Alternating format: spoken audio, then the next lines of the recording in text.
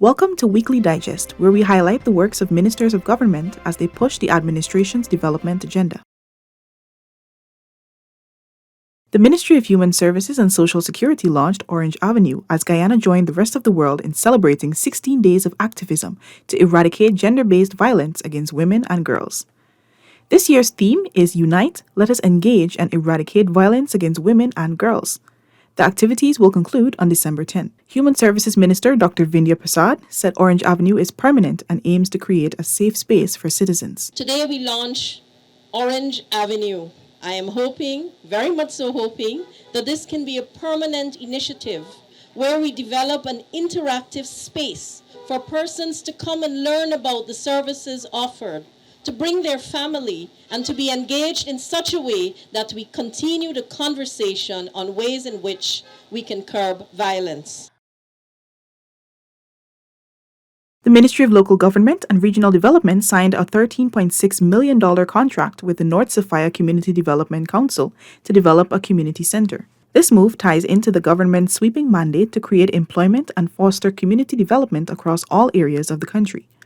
The contract was signed on Friday at the North Sophia Playground and will see members of the North Sophia community providing labor and materials for the execution of the project. In his remarks, Local Government Minister Nigel Dharamlal stated that part of President Dr. Mohamed Irfan Ali's vision of One Guyana is to ensure that everyone benefits from the support of the government. This support includes employment opportunities. People must also benefit in terms of the employment landscape. That in North Sophia, like many other communities, we have quite a lot of unemployed people or underemployed persons. So we would like, Mr. Chairman, that quite a lot of these youngsters within the community, whether male or female, that you are contracted, you are given a job on this project, you are going to be paid. Minister within the Office of the Prime Minister with responsibility for public affairs, Kwame McCoy, recalled that in past, residents raised the need for a community center to be built for the younger generation to benefit socially and educationally. As such, he described the signing of the contract as significant and demonstrative of yet another commitment fulfilled by the PPPC government. We are doing for every community and doing for all the people in Guyana, and the ideal conditions and situations that you desire for your community would come around eventually, because it has to be a situation in which we spread around the resources and we work in an incremental way and fashion to be able to bring you all the best that you want for your community. Tourism Minister Onej Walrond also shared similar sentiments and said the center will provide a safe space for children. Once the center is complete, residents of North Sophia will be employed as community enhancement workers. Delivering on a commitment made by President Dr. Irfan Ali, Minister of Local Government and Regional Development Nigel Dharamlal, and Minister within the Ministry of Public Works Deodat Indar witnessed the signing of contracts for upgrades to the Parika and Lenora markets. The upgrades to these facilities will enable vendors to ply their trade in a designated area, providing them with opportunities for enhanced trade. Minister Indar assured residents that this development is only one aspect of the greater plan to foster development in Region 3. We applaud the people them to come out and make an honest living. But what we want to do is make sure that that honest living and the standard of how you develop and carry out your honest living daily is improved. Meanwhile, Minister Dharamlal said that the modernization of the markets will benefit vendors who conduct business on the parapets, providing them with a tarmac so that vending is done in a healthy manner. Whilst you see all of the development taking place in Region 3, we believe too that we have to make this center of business much more upgraded and enhanced. Whilst we're developing as a country, we also have to create a better environment for people to do their business. And so see this as an investment in your business as well, that the government is making. Region 3 and 4 is where a lot of the development is currently taking place, and you have to grasp the opportunity now and make sure that you are part of this bigger plan of President Ali and of the PPPC government. He assured vendors that they will not be displaced during the construction process, which is expected to last 5 months.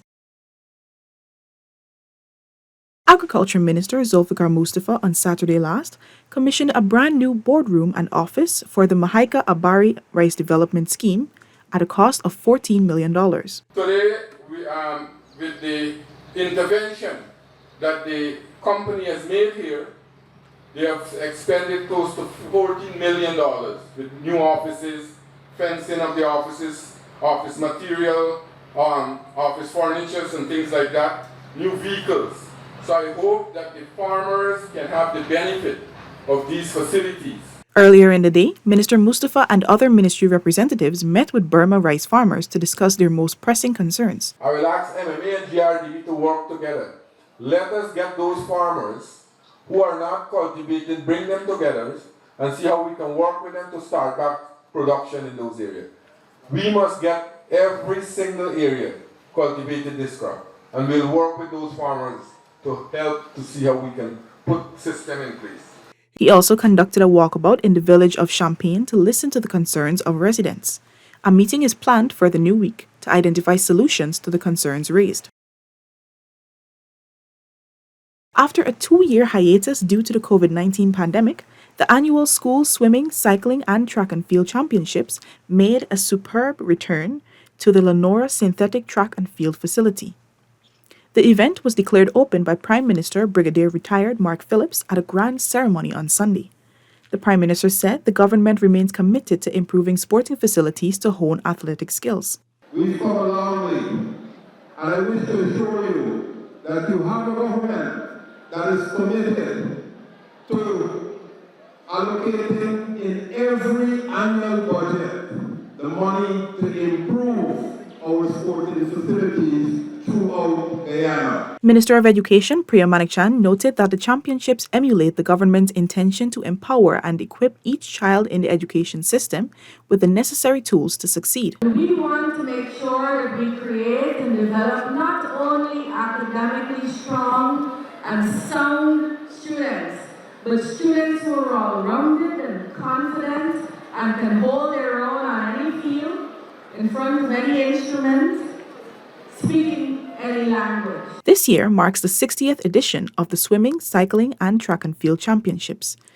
It is a collaboration between the Ministry of Education and the Guyana Teachers Union and will see student athletes and teachers from 15 districts competing over a 6-day period. The University of Guyana on Monday commissioned its $181 million Early Childhood Center of Excellence. The center creates a conducive environment for young learners to explore, grow, and develop. Minister of Education Priya Manikchand noted that Guyana has the highest nursery enrollment rate in the Commonwealth Caribbean. As such, the investment is fitting since Guyana and the Caribbean can learn from practices which will be implemented at the institution. We have done, I think, as a country that does not mandate early nursery education, attendance in nursery schools, although we do distinguish and we mandate attendance at primary and at secondary, we've done very, very well. So this is a perfectly fitting investment in this country where not only Guyana can learn, but the rest of the Caribbean. I implore you today that you do not make this another school. In fact, we don't need another school. What we do need is to find out how we could make what we have been doing well, how we could make that excellent. The facility is equipped with all the amenities needed by learners and early childhood practitioners and caregivers. The building was also designed to accommodate learners living with disabilities. Some 211 persons from 56 households in Parika-Warinau, Region 9, are now benefiting from improved water supply with the commissioning of an $18 million water distribution system on Saturday last. The new system now serves 95% of the community with access to potable water at a household level. Minister of Housing and Water Colin Crowell said 2 persons were trained by the Guyana Water Incorporated, GWI, to man the system. He urged the residents to play their part in ensuring proper management and maintenance of the system. We can't just wait until we come to the communities when you have feedback and then you hear a trestle has issue, a tank is down, a system is down, the solar system is down, a pipe is broken. These are things that must be communicated immediately. Do we agree? Yes. And so that is why we are going to continue to train even if we lose persons in the system. To date, the government has invested over $200 million to expand potable water coverage in Region 9. Persons living with disabilities can be assured of their lives being improved as the government is working assiduously to provide and expand services for this vulnerable group. Health Minister Dr. Frank Anthony made the disclosure at the launching of National Week of Persons with Disabilities and the Bumper Sticker Drive. The theme for 2022 is Transformative Solutions for Inclusive Development, the role of innovation in fueling accessible, equitable roles. Regardless of the circumstances, what we need to build is services that are available to everyone who need these services. And that's the commitment from the Ministry of Health, and that's the commitment from the government of Guyana, because we want everybody to ensure that whatever their needs are, that we'll be able to deliver on those needs. In an effort to enhance the medical facilities and services in Guyana, China handed over a cash grant to the tune of $200,000 to Guyana to procure medical supplies. The grant was handed over to Health Minister Dr. Frank Anthony by China's ambassador to Guyana, Guo Haiyan, on Tuesday at the Ministry of Health head office.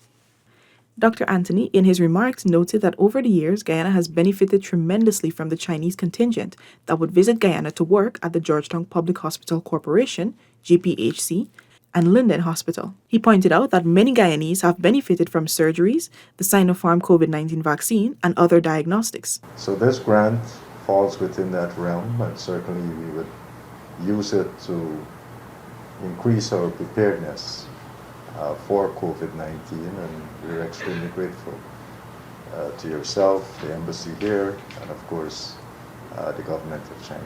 As the government continues to make significant steps in providing eye care services to Guyanese, Health Minister Dr. Frank Anthony noted that some 597 spectacles have been distributed so far through the Snap-on Spectacles program.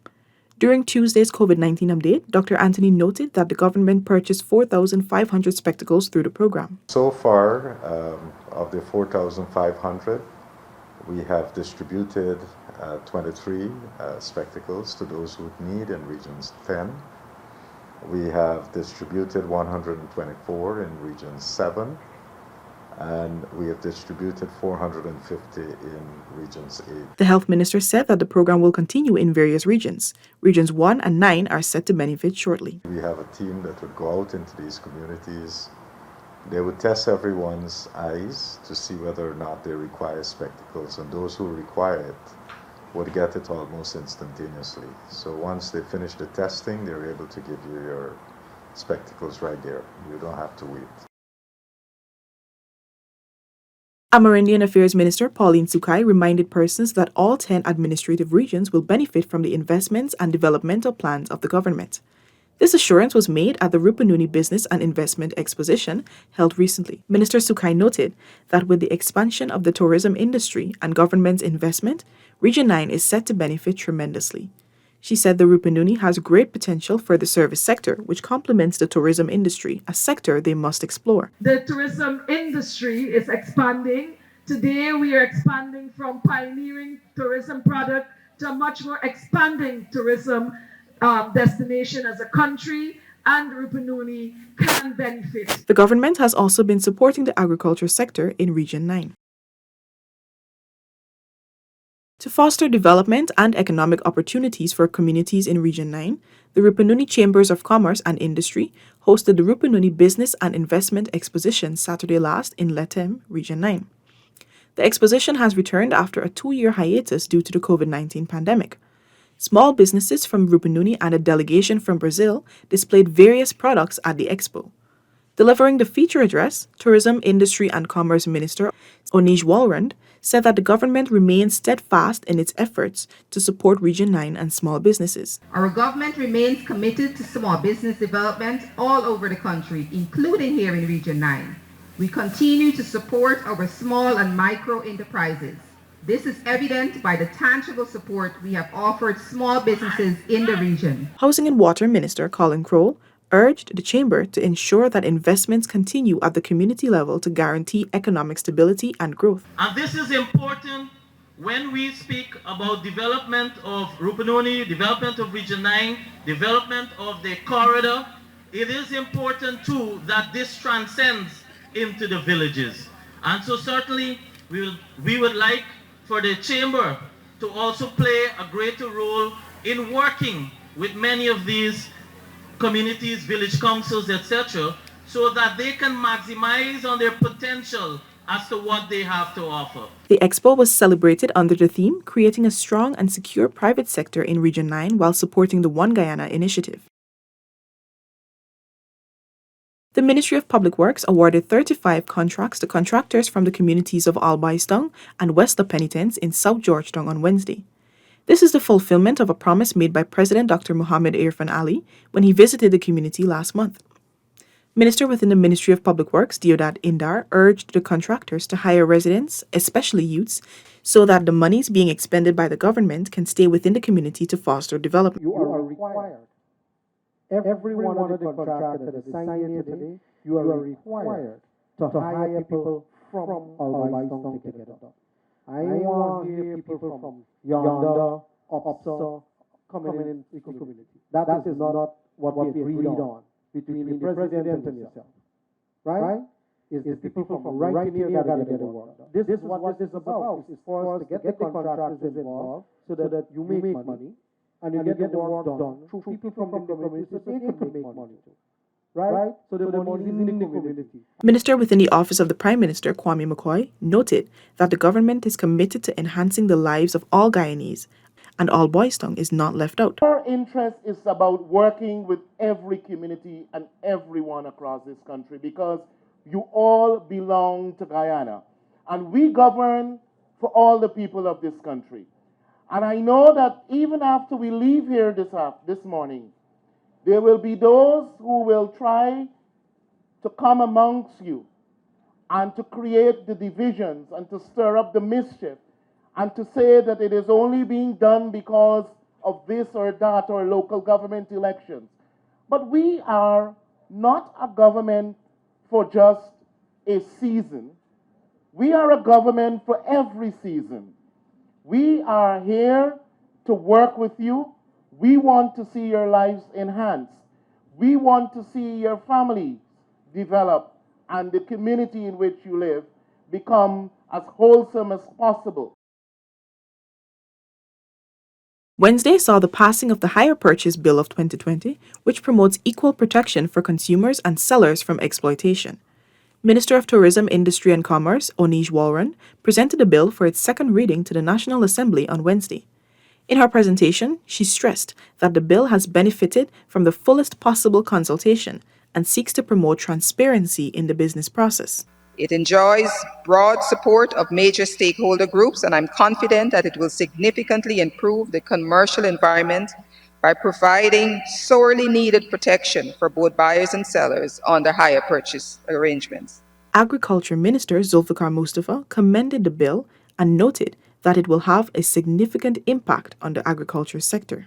And bills like these will stimulate investment, will stimulate progress, and make the small person, the small farmers, the small miners move up and improve their life. This bill will allow our farmers to confidently invest in high-value assets to improve their production, as hire purchase will now be seen by many farmers as a financing solution, which is safe and suitable for expanding the agribusinesses. Minister within the Housing and Water Ministry, Susan Rodriguez, also supported the bill, emphasizing that it was crafted with the intention of promoting fairness and balance. This bill brings certainty and predictability in governing hire purchase agreements. The bill brings balance and fairness in this type of arrangement, both on the side of the buyer as well as on the side of the seller. And Mr. Speaker, after considering all of the mischief that the hire purchase bill seeks to remedy and the fairness with which it brings to the process, I commend this bill to this honorable House for passage. The Hire Purchase Bill was also supported by Labour Minister Joseph Hamilton and Member of Parliament Sanjeev Dattadin.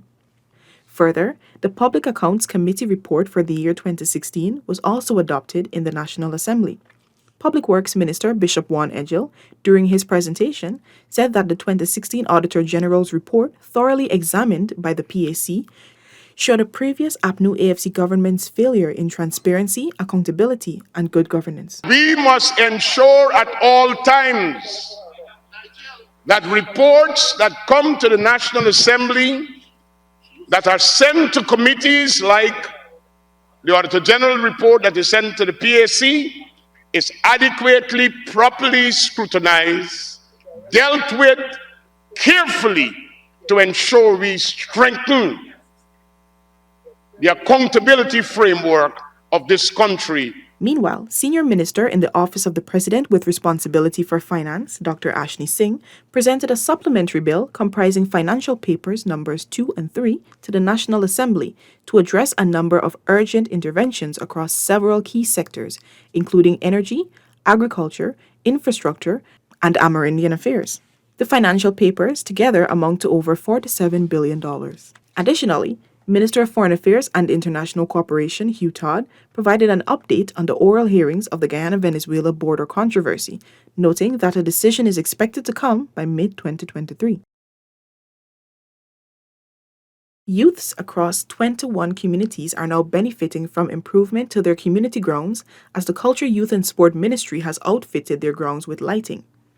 Culture, Youth and Sports Minister Charles Ramsden Jr. made the disclosure while speaking with the Department of Public Information recently. By the end of this year, we would have completed the lighting of 21 community grounds since we came into office.